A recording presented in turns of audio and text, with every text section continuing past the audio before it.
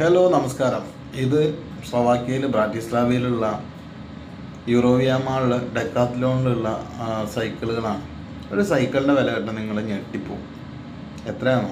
3 ലക്ഷം. കുട്ടിക്കാലത്ത് 750 രൂപേൻ്റെ ഒരു മുക്കാ സൈക്കിൾ മേടിക്കാൻ പോലും കഴിയാത്തൊരു സമയത്ത് ആ ഒരു സമയമായിട്ട് ഞാൻ ഈ ഒരു കാഴ്ച കണ്ടപ്പോൾ ഞാനിങ്ങനെ ഓർത്തുപോയി.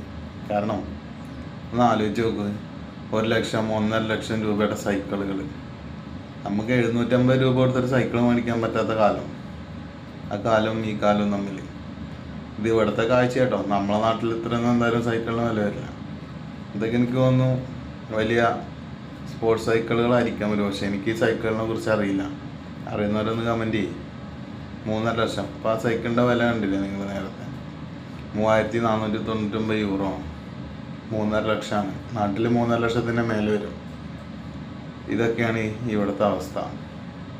സൈക്കിളുകൾ എന്താണെങ്കിലും നല്ല ഭംഗിയുണ്ട്. ഇത് മേടിക്കണവരെന്താണെങ്കിലും അതിസമ്പന്നരായിരിക്കും എന്നുള്ള കാര്യത്തിൽ ഉറപ്പാണ്.